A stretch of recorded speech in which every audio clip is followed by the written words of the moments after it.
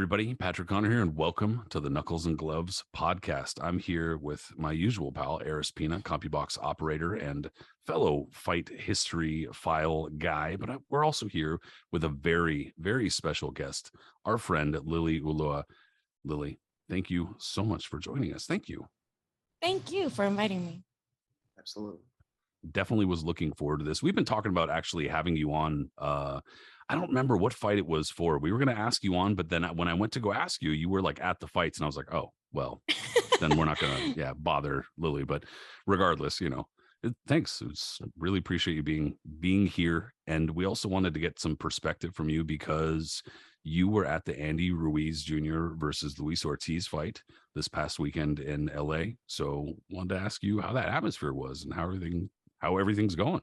Yeah, it was early on, I think because there was a big Mexican crowd there for Andy, there was definitely Team Gordito there, full blast. Like all the Gorditos were there with their Andy Ruiz shirt. It was a different kind of vibe because that, the Mexican presence is big for Andy.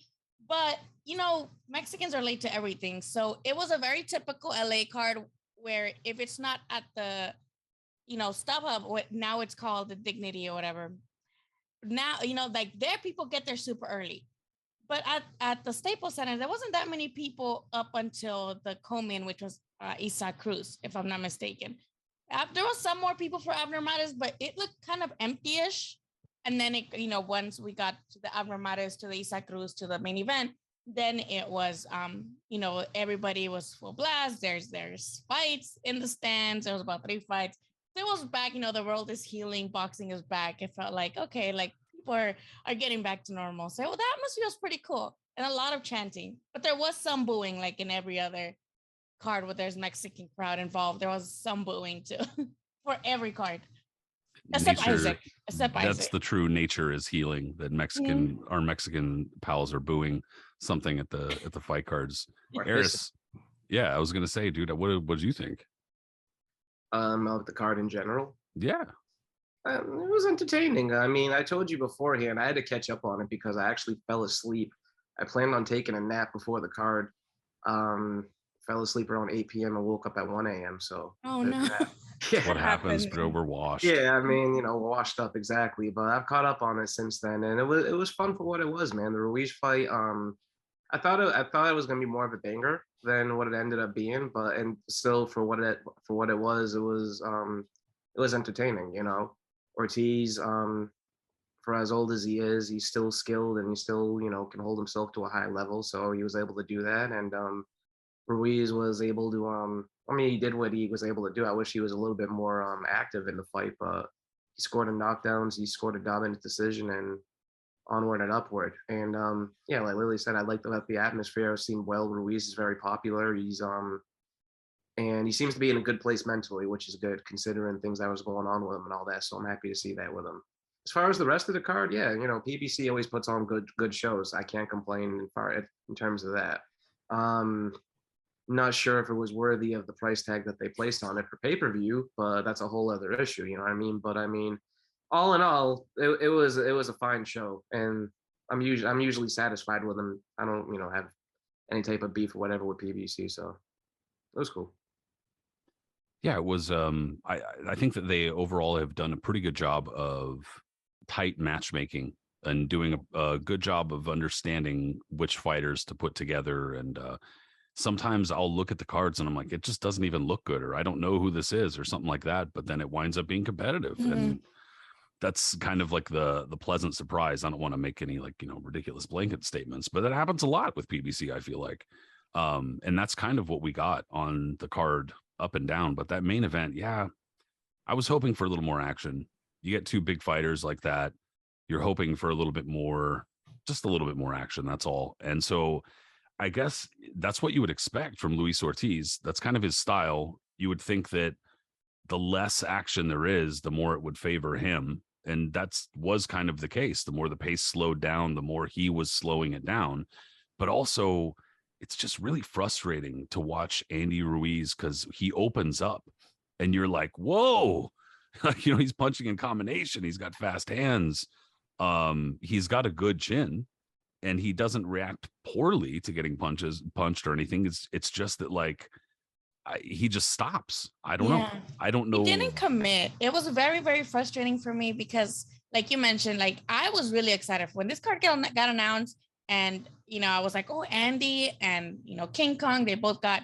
It's kind of like they better do it, or they might as well just be the gatekeeper at this point. Like they had a lot. It was a lot at stake, but it was a little underwhelming. I felt like Andy didn't commit. Like you already dropped the dude. I love King Kong, but he doesn't have any punch resistance anymore.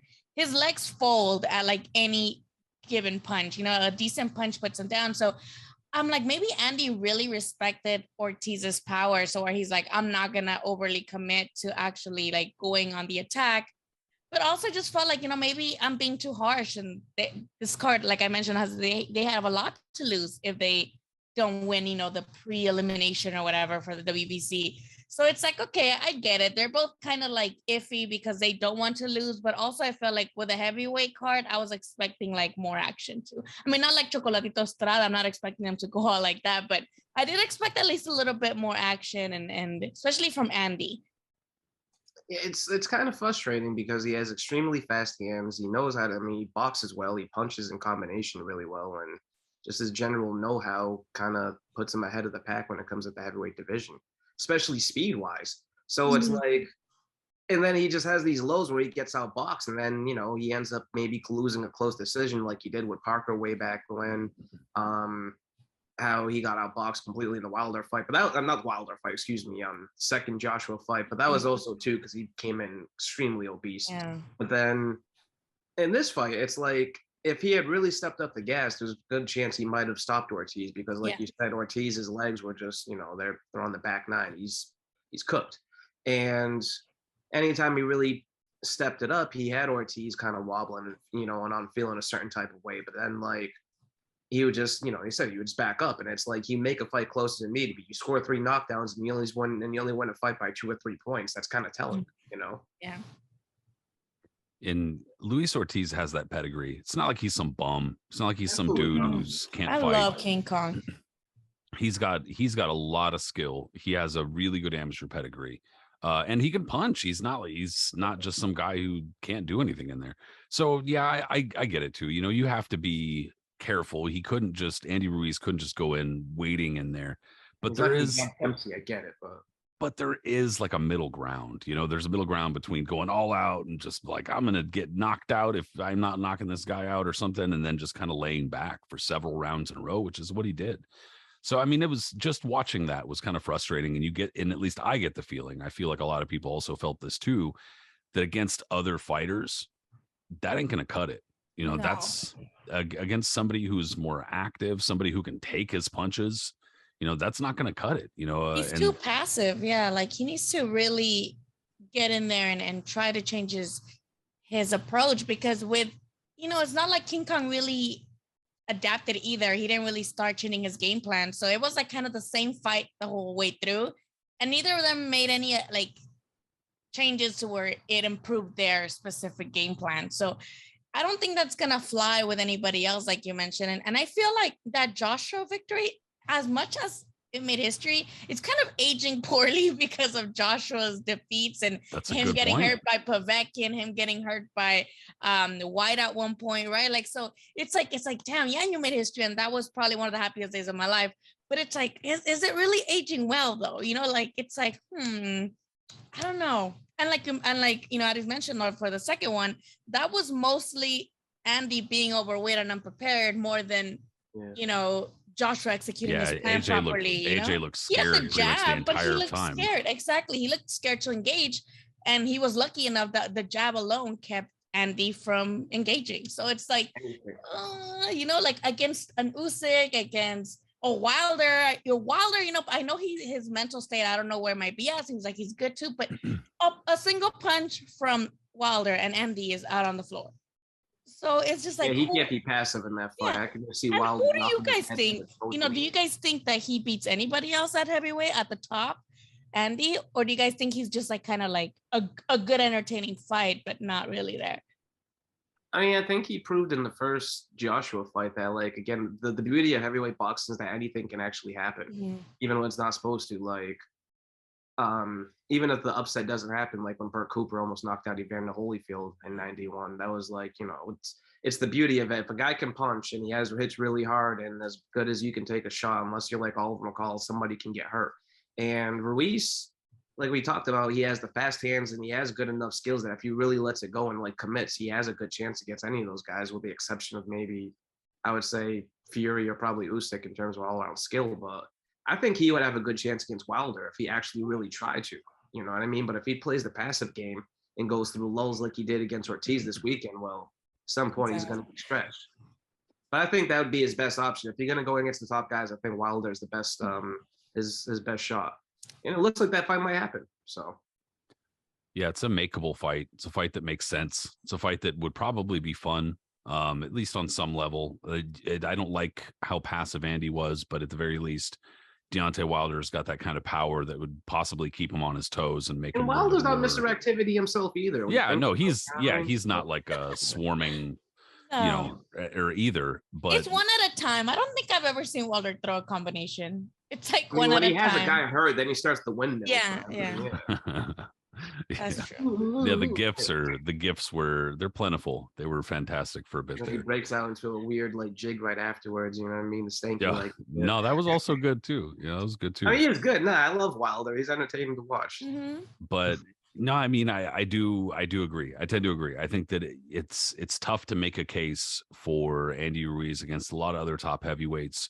Like I said on our preview, it's difficult to take him serious when he looked better physically. He looked better, but he didn't look like really good. I mean, I hesitate to like start nitpicking and shit. I'm not like the fucking bastion of health and shit here, but it's just that I'm not a professional fighter and he is. And so to see that like he's coming in not really having lost much weight, he clearly looks better. But I just, like I said on the preview that we did last week, I feel like if you're in the gym that much, there's almost just no way that you could look like that. That there's still something like missing, still something lacking, that he's like not going on some days or some shit. I don't know. I mean, I know he works hard, not trying to nitpick too much, but I feel like there's something still there. And so I just say about silk pajamas. You're talking about Andy, true. Right? Yes. Yeah. Okay, so I used to always see Andy actually messaged me back when I had like my boxing page on Instagram, telling me to like promote and try to push Eddie to like make the Joshua fight or whatever. But I know him because I used to go to that gym where he trained, and Manny Robles was his trainer, right? And Estrellita. And I remember when the rematch was gonna happen, they took him they took him to Guadalajara so that supposedly to not have distractions here. But then he's a celebrity in Mexico, so the president wanted to see him. The Chivas team in Guadalajara was having him all the time.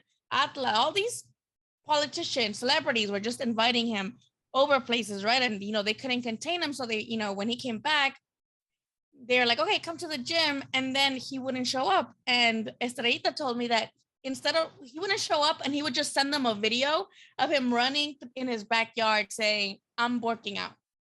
Some Chavez Jr. type shit. Yeah, like, and that's when they told me, they're like, whoa, they're like, we were like, just what do we do? Because we can't make him come to the gym. And he had just bought that mansion out in like the LA area, and the gym is here in Norwalk. So they're like, we can't make him come, and we have other fighters, so we can't just go to him all day. Like, it's just not gonna work. And yeah, he would just send them videos of like, him running and claiming he's working out. And now he has a new trainer. He's not with Eddie anymore, or he's gonna come back. I don't know what's up with that, but it does seem like kind of like a little bit of a commitment issue. And I hesitate to like talk a lot of shit because I know that a lot of hardcore boxing people don't like to hear fans do that when it comes to like questioning how hard fighters are working. I get it, but I just have a difficult time with that, with the physique. And so I feel like there's a little bit more there that he could be giving. And it seems as though during the fight, there's more that he could be giving too. That's what I think, man. I just want to see more during his fight. Like, I don't ever think he's going to end up looking like, Ken Norton or anything like that in terms of body, but I agree that he can still work, and there's still work to be done there. And I still don't think, as much as he's like making progress, it seems to be in a much better place than where he was, I guess, over a year ago or so.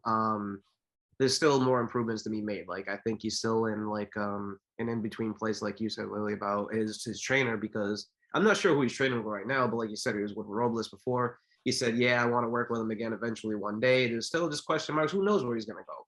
And if he just gets some stability and someone that can really get into his ass and just like really somehow just click with him, where he actually, you know, works well with somebody as opposed to kind of clashing with him or just, you know, wanders away or something, then I think his true potential could come out. But it's just something is just lacking right there that's going to really, you know, take him to that level, I think. Yeah, I was going to ask, you know, all three of us to varying degrees have been open about our mental health on social media and stuff like that. But also the environment in boxing is changing for that too. And Andy Ruiz is one of the fighters who, better or worse, is also kind of entering that conversation and had talked about his own struggles leading up to this fight and afterwards. I mean, I don't know necessarily what y'all need to say about it or anything like that, but it's just that I do think that it's an important thing for him to kind of help bring into the conversation. And also kind of ties into what you were saying, Lily, about, you know, if he truly was working through depression or the anxiety or both of having won that fight and then all of a sudden rising to kind of fame where before he was just kind of riding along. Yeah, I mean, I could definitely see how that could be the case.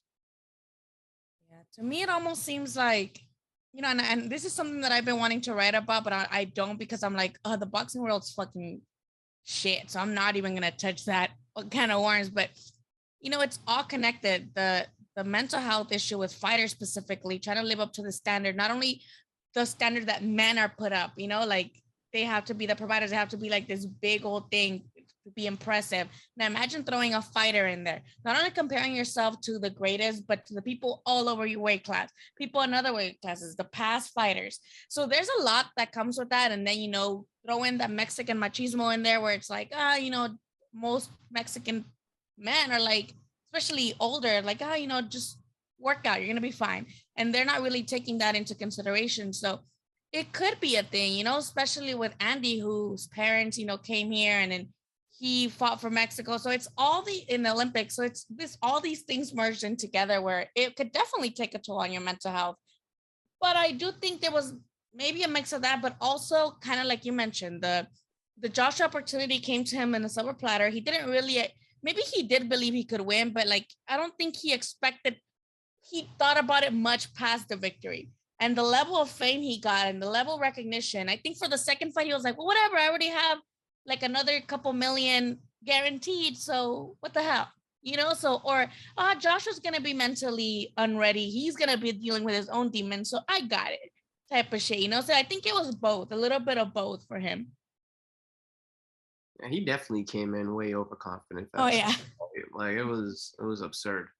And if he had come in any type of decent shape, like you both alluded to, there's a good chance that he probably could have done something, because Joshua did look kind of petrified and just unsure of himself. And the few times that Andy was able to waddle over to him and land a punch or two, it's true. You know, Joshua did like affect. You saw the face on him, make you like, you know, and get all just like he started getting flashbacks to MSG that night. And but I think, you know, it's also the shock of like how a lot of fighters have always said, you know, how we talked about Pat on the Davey Moore podcast. Obviously, this is not to the same degree, but like fighters realize how much their stock has dropped sometimes on what happens after the big loss. Like, you know, you're not on top anymore. Like Ruiz went from just making minimal money as a popular heavyweight, but that wasn't really, you know, something that you can like, you're like really making it, as opposed to all of a sudden becoming the man of the world. You know what I mean? Now he's on all these different television things. You know what I mean? Snickers wants to endorse him for this and that. He's going around. He's buying this beautiful cars. He's going to buy a big ass mansion. Like he's living. Again, I'm sure all of us would probably do the same thing, because this stuff we've never like, you know, never able to like you just go from 0 to 1,000,000. You know what I I mean? probably wouldn't even have gotten the second fight. I would have been like, no, I'm out, Yeah. dude. Are you kidding me? Fuck this. I'm quitting on top. After that, now he's, you know, he loses that fight. He comes in grossly out of shape. And also, too, I think you got to throw in the social media aspect because back in the day when fighters didn't really like, I don't know if they would, obviously, you get hate mail and you get other stuff like that, but you didn't have to get the constant 24/7 people having access to be able to barrage you all the time. That's true. And they have to deal with this. Like, and you know, the barrage that Ruiz was getting from everybody left and right all over the world, talking all kinds of shit, the DMs he was getting from IG, from Twitter, from this, from that.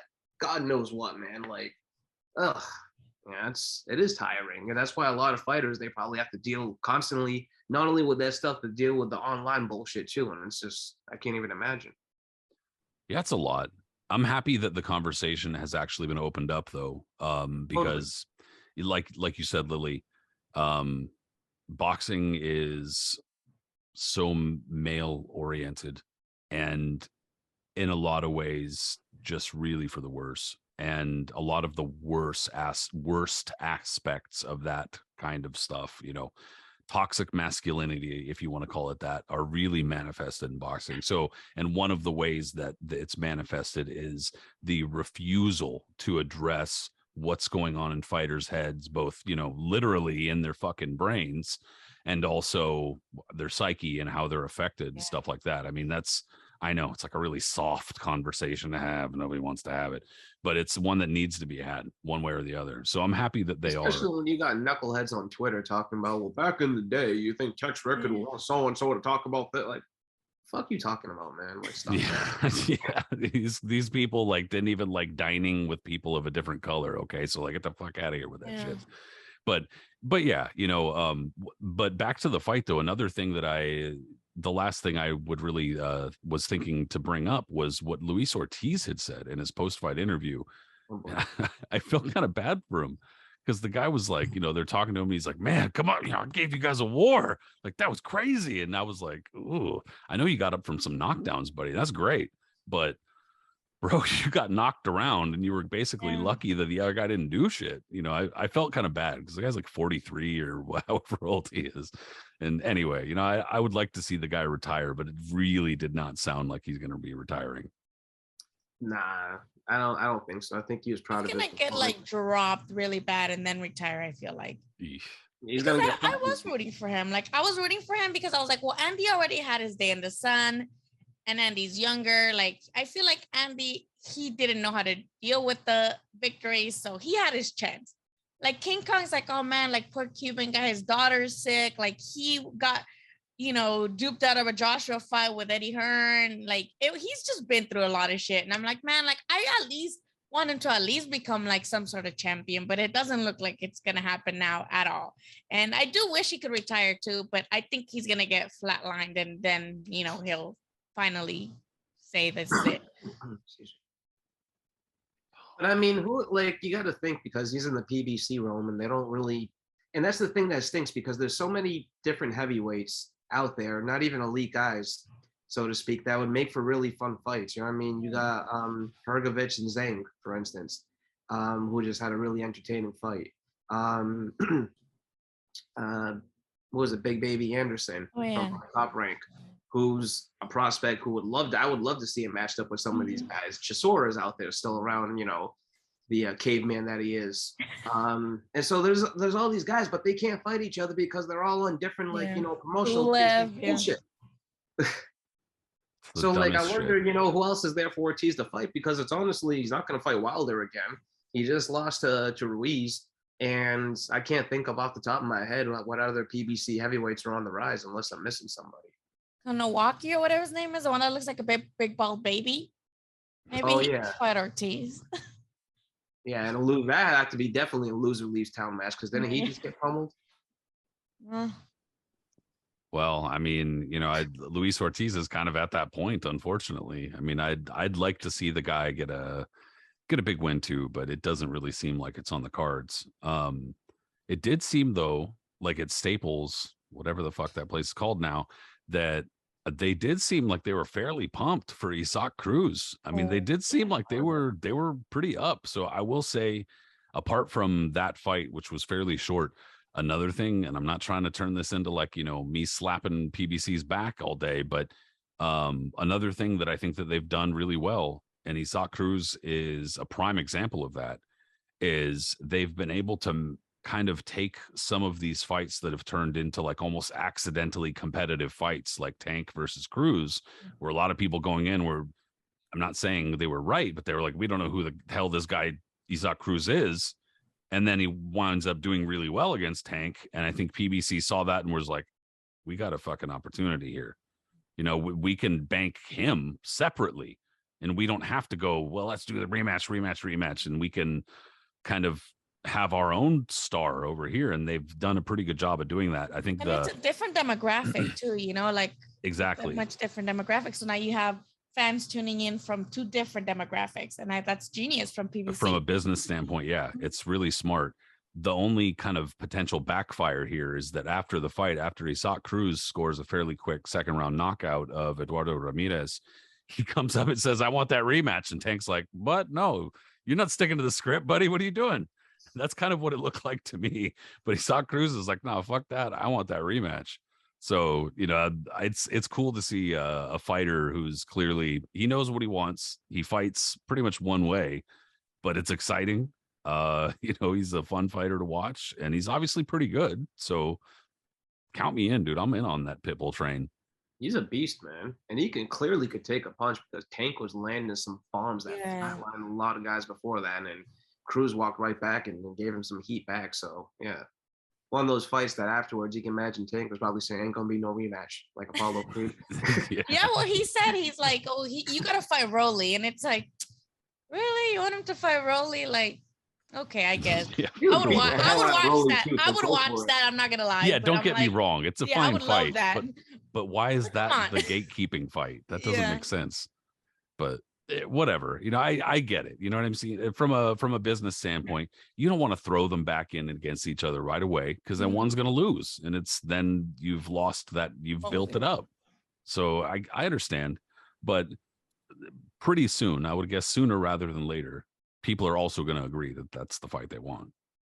What do you guys think of Rayo Valenzuela losing? He's with the Benavides team.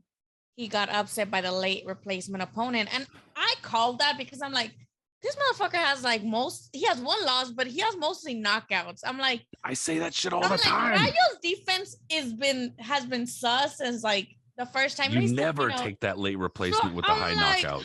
I literally turned around and I told my friend, I'm like, I have no idea he got a late replacement. I'm like, watch, he's gonna lose.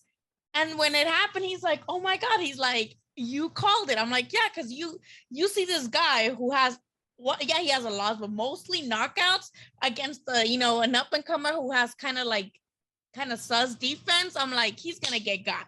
I'm like, he's gonna get got because he's gonna want to sit there and trade and try to look good for the crowd, right? And he's gonna get got. And that's exactly what happened. And I was like, oh my God, poor kid.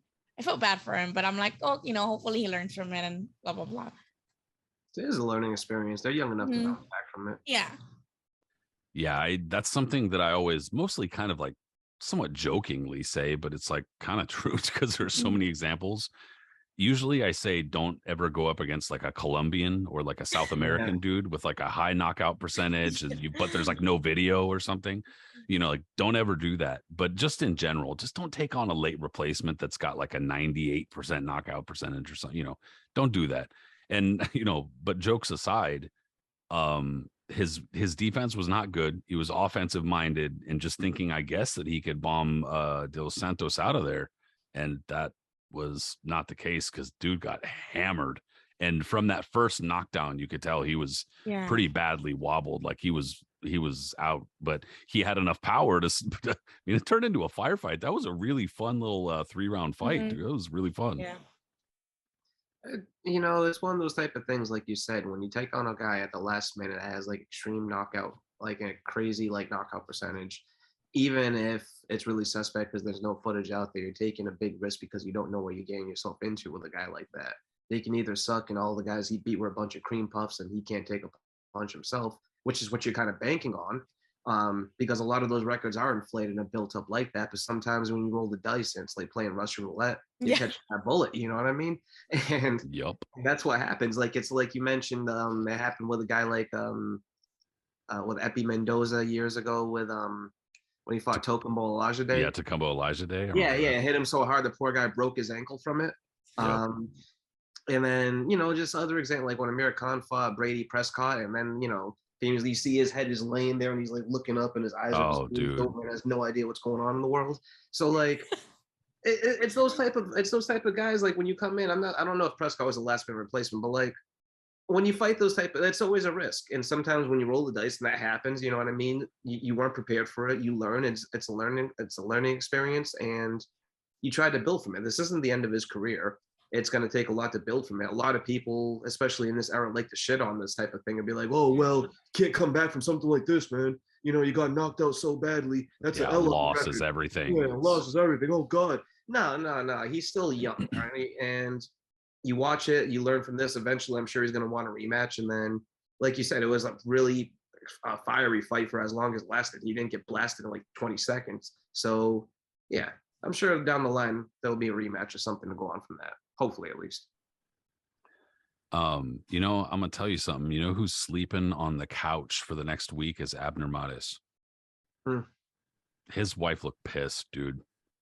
I don't know if they were showing that on like the Jumbotron or the big screen or whatever. They were.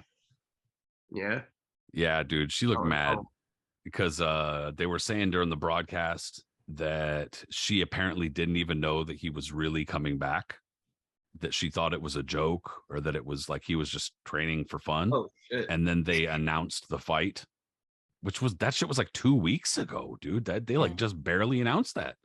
And yeah, so apparently she didn't know, and they announced it, and he went in there to get a draw, and he got, I mean, I wouldn't say he got beaten up, but he got hit pretty good. I mean, he got punched a lot. And I had the ring for how many years now? Like 3 or 4 or something. And I mean, dude, all I know is I'm not trying to be rude, and I'm not trying to pick on him.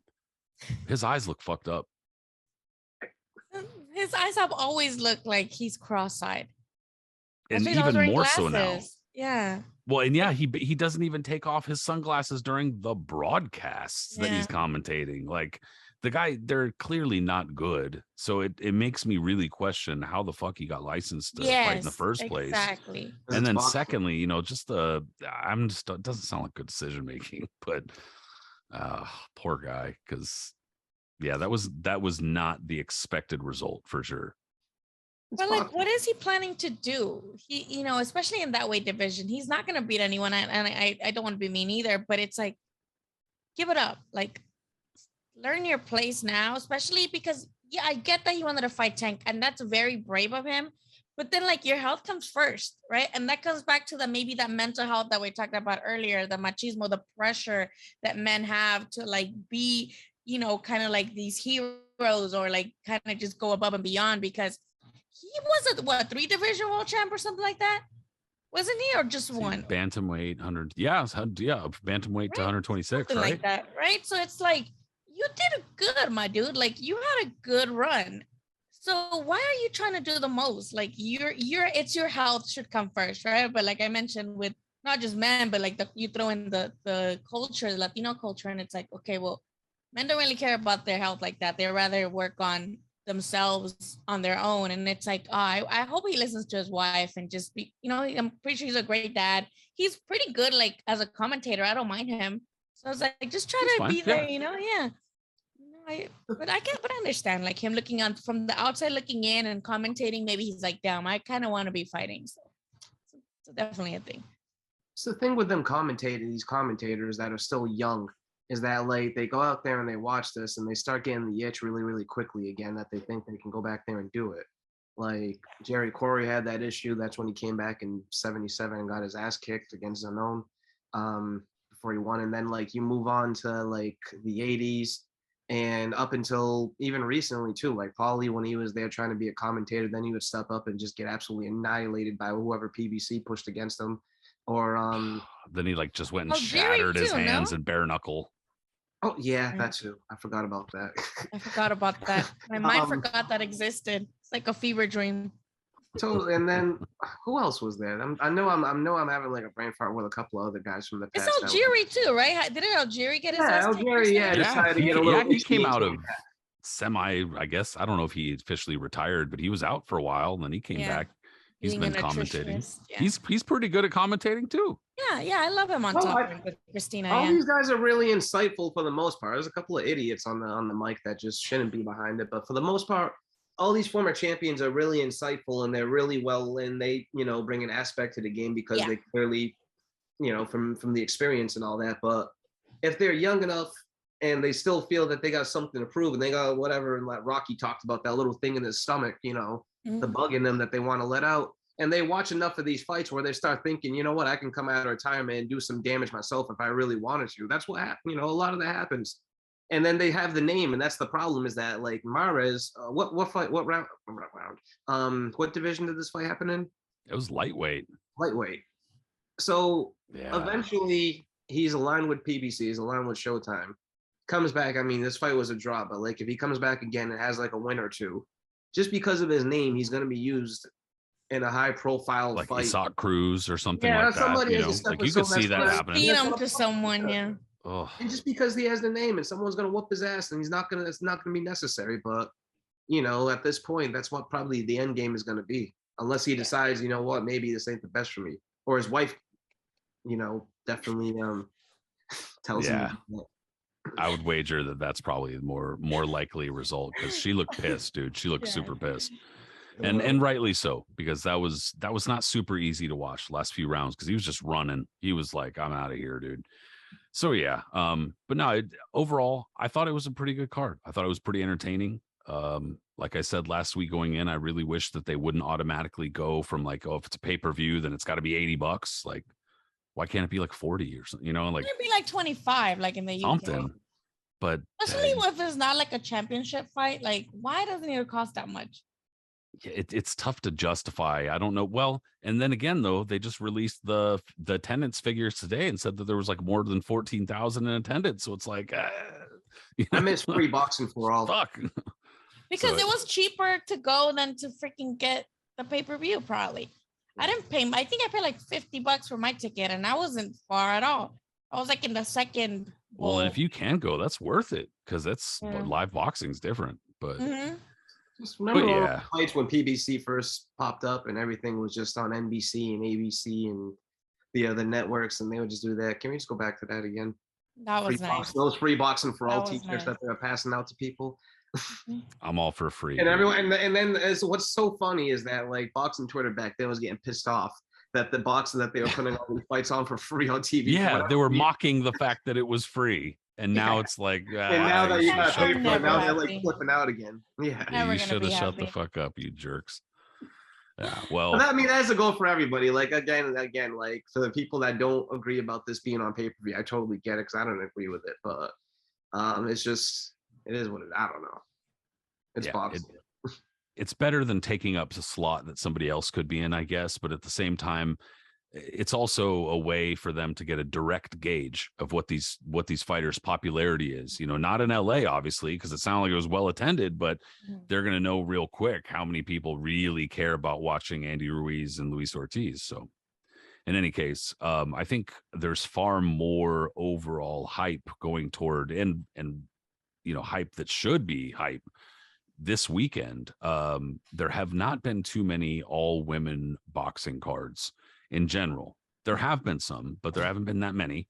They're notable when they happen because there haven't been that many. But more importantly, too, we have a number of women fighting this weekend on ESPN Plus, and I mean, I forget where else it's being distributed, like the Sky, I want to say in the UK, but it's a card between two competitive fights, top women's fighters, and then the two main fights on the card are for the undisputed championships in their respective weight classes.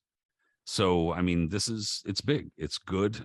Obviously, that the trend is going in this direction. No question. And they all hate each other.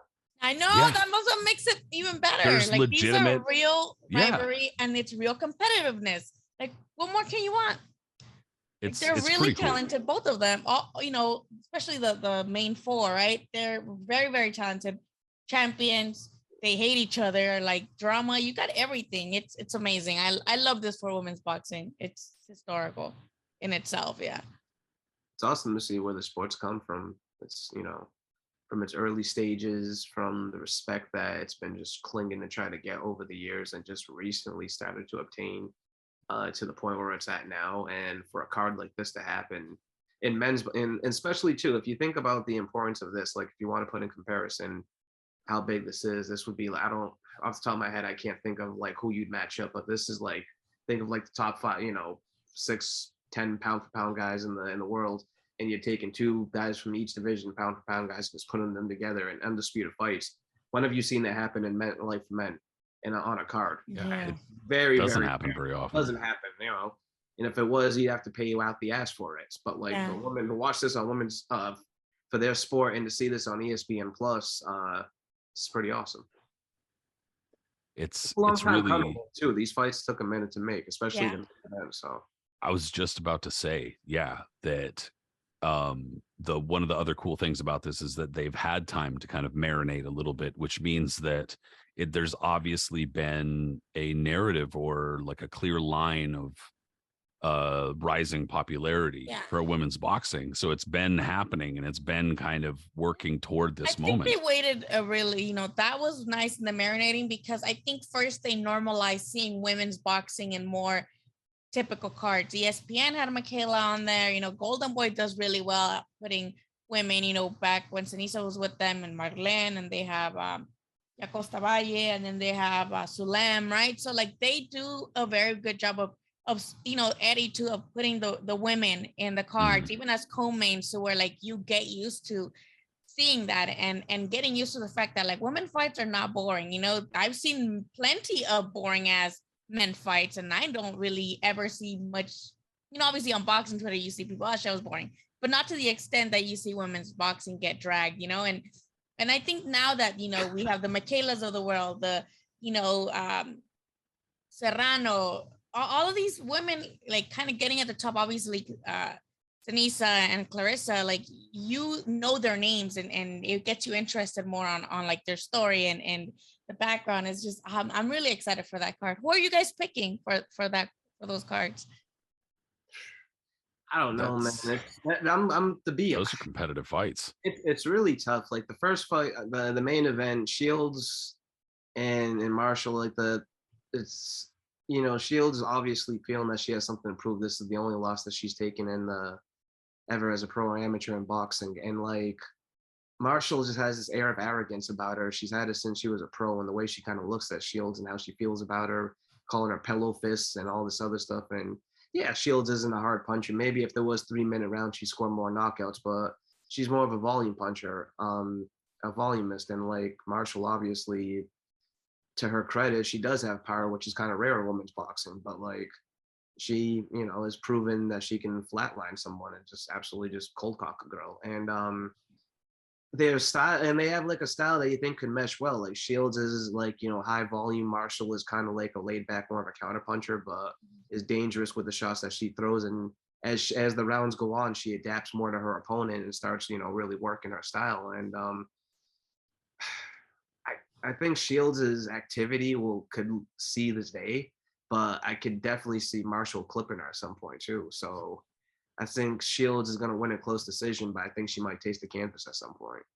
Either She way, did against Gabriel, so yeah. So, you know, it's going to be interesting, and she's going to have to really score a dominating one too, considering, you know, she's fighting in enemy territory.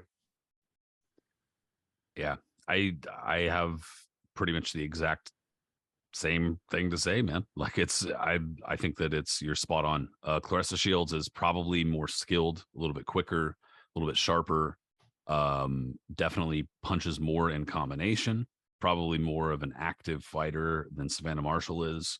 But Savannah Marshall does have legitimate punching power, and she also kind of has that build that kind of puncher's build. That's where she's Yeah, tall all and lanky, lanky, tall, yeah. and she doesn't look like much. She looks kind of Even slight. fights that way, with her arm down and kind of like doing the herky jerky thing. Yeah. That she does, yeah, man. She does kind of have a funky style. And so I think that she could be difficult to face because of that. However, I do also think that, apart from the styles and the in-ring stuff, Claressa Shields does kind of have a point with her shit talk, where she's basically saying, like, look, dude, Savannah Marshall hasn't really done anything. And the only thing she's done has been living off that one win over me.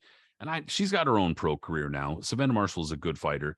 But at the same time, in terms of doing things noteworthy, Claressa Shields does have a point. Claressa Shields has put herself out there far more and marketed herself and done, I think that she's made a lot of missteps and mistakes.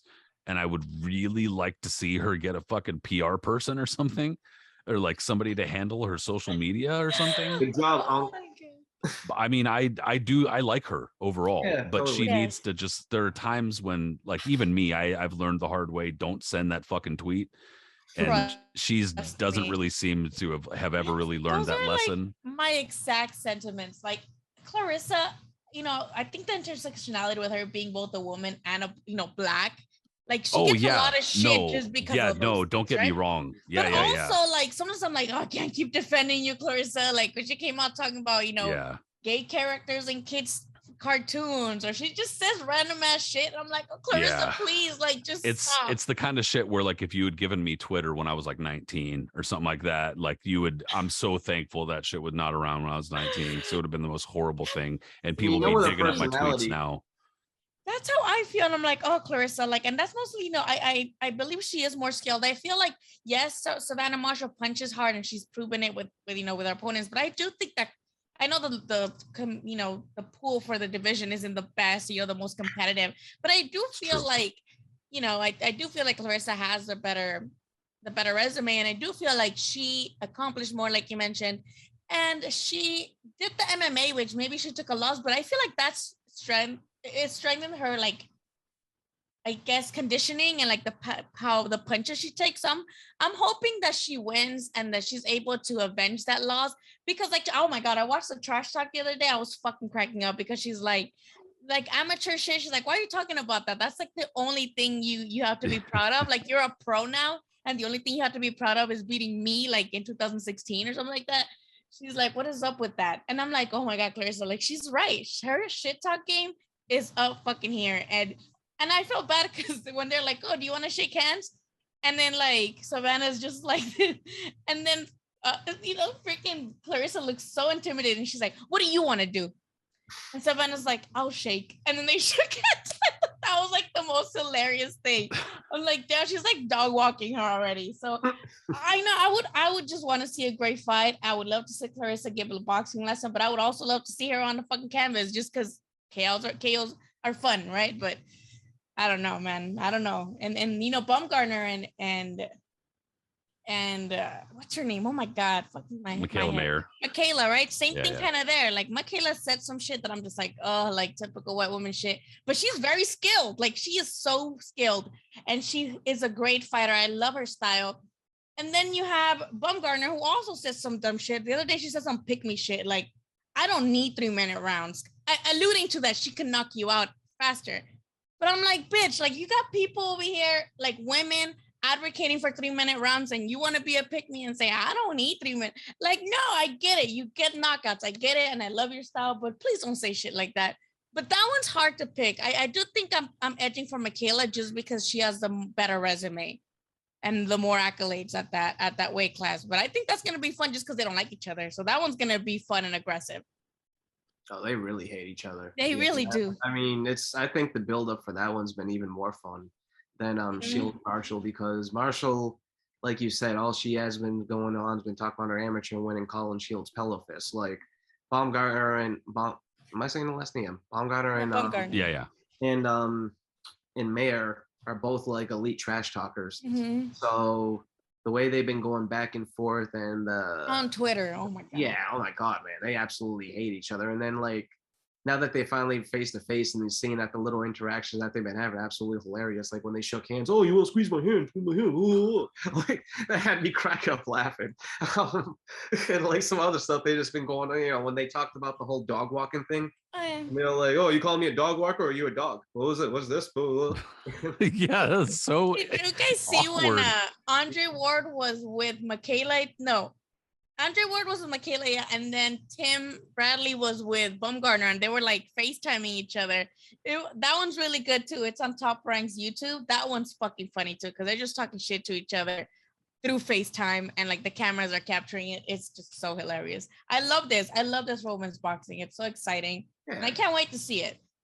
It's gonna be awesome, man. I think, like you said, Lily, I think that like Mayor's overall pedigree from being a former Olympian, from the pro career that she's had, she's been built up well. She's at Top Ranks backing, so even though female boxing's a little bit different in terms of matchmaking, she's still been built up well. And overall, her experience too, like since she's become champion and the fighters that she's had to fight since then, like she had to go through hell and back with Hamadouche and a couple other fights. So she's definitely battle tested.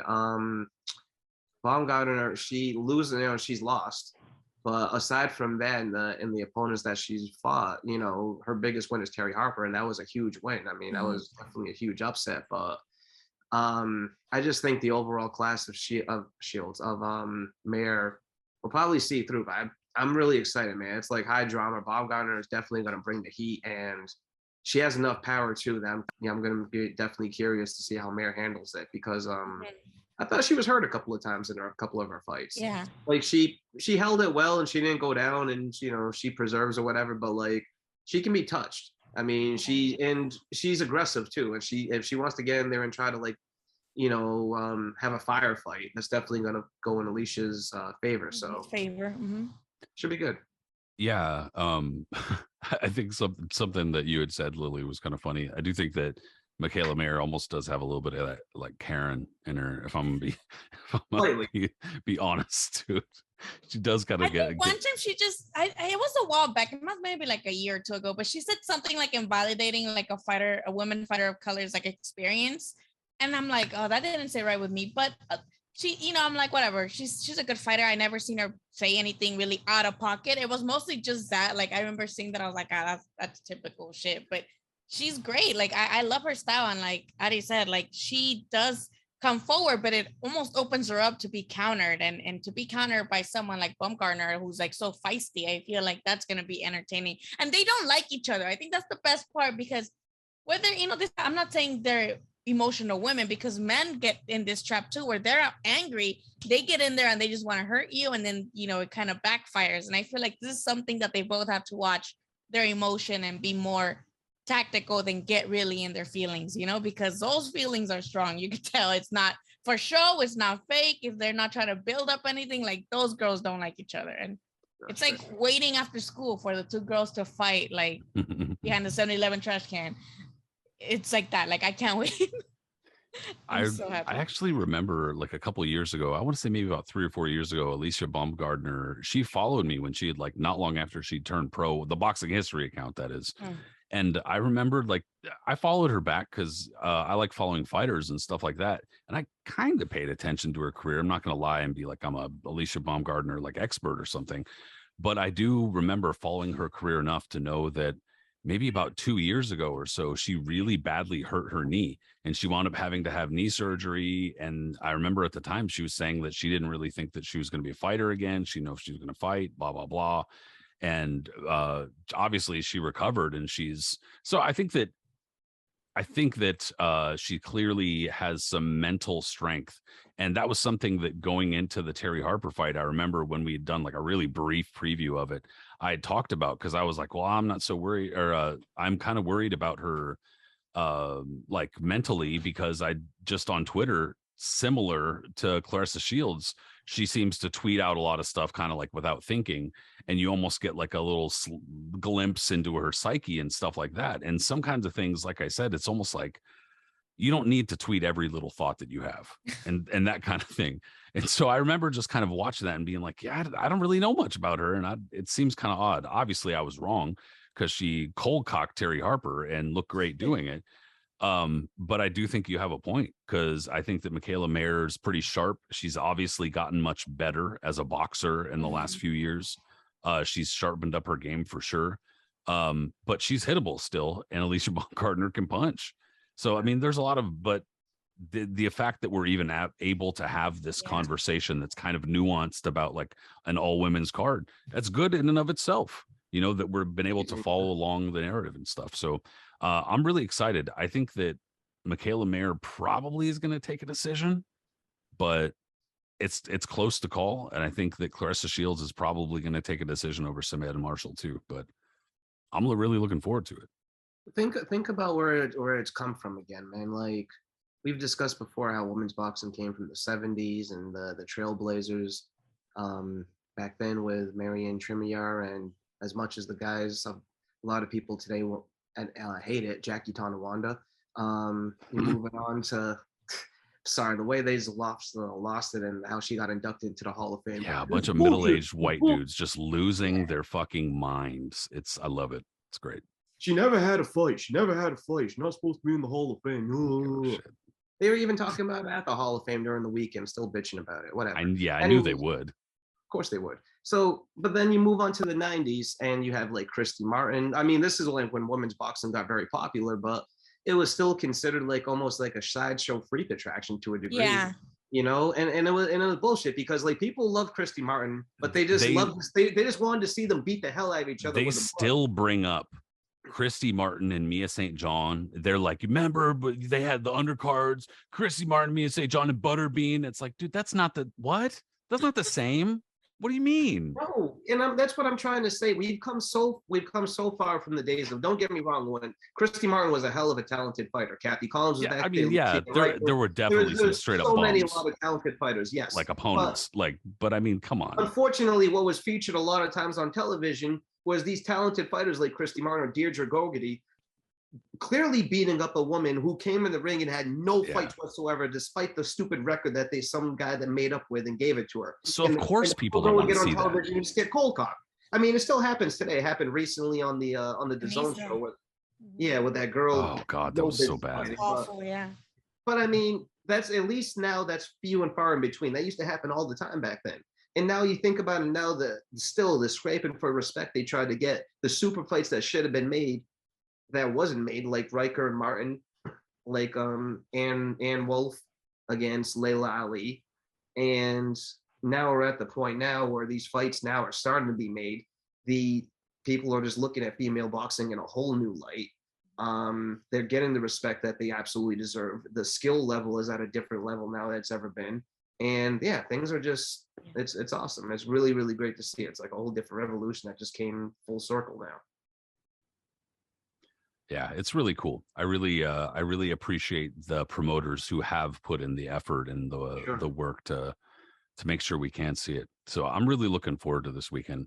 And yeah, it should be a good show. Lily, I really appreciate you taking the time, because I know you got out of work, got to brave that LA traffic, then you got to class up the show, and appreciate Luckily, it. I work close to home, so like I don't get traffic, which is the best part. But no, I always want to like talk boxing, but I have like very little energy sometimes, and I'm like, we talked about the mental health. I tweet my every thought. Unfortunately, I'm like that. So, I am getting better, and I'm still like kind of getting used to being on meds and kind of finding myself and in transition. So hopefully I can start, being more of a part of a conversation, because this is fun. I love talking to other people and getting the other perspectives, because, I don't always claim to be right, but I love hearing other people's perspectives. And I love that you guys are historians, especially because then you guys know all the shit that I don't. So I'm like, oh, cool. Like I always love those conversations. Especially, yeah. Well, don't sell yourself short, because you held your own just fine in this discussion today. Absolutely. No, it was great having you. Yeah, once you start getting to like the 70s and back, I don't know what's going on like that. I'm like, I don't know what to say about that. I don't know. I got into boxing relatively young, but I lived in Mexico, so we didn't really have cable. I just knew the big names and then all the Mexican boxers, but I didn't know like, we got here in 2001, and my dad bought us like that black box back in the day, right? And that's when boxing became accessible to me, like world boxing, like because we had HBO and pay-per-view, and that's when I'm like, oh my God, there's all these weight classes. Oh my God, there's all these fighters. So, you know, everything after that came from me watching old fights and going back on YouTube and stuff. But, you know, like, you know, especially with both of you and then Corey and then, you know, Rich, I went to the Boxing Hall of Fame one time and he's like, oh yeah, all this stuff. And I'm like, you know what, Rich? I'm like, I'm not going to lie. Like all this black and white stuff, I don't know who they are. I'm like, I'm sorry. You got to get me like from like the 80s and up mostly. Like I can't do all the black and white stuff, but I would like look at it, you know, I don't mind it, but it's exciting. I love boxing, and it's one of the things that I feel like anyone can go. Like sometimes when back then when I was doing more media stuff, we would get tickets or whatever. And anyone wants to go to a boxing match because even if you don't know the background, the history, who are these guys? Are they champions? Are they not? You're entertained just seeing two dudes punch each other. So I feel like everybody can get into boxing, and I know we are hard on the casuals, like on Twitter, but I like casuals. Like come in and sit and like watch this violence with us. That's why I didn't mind watching bare knuckle boxing the other time when we watched it, because I'm like, what's not fun about seeing people punch each other? It's a little bit more brutal for my taste, but it's people punching each other. Like that's amazing. They get paid for that.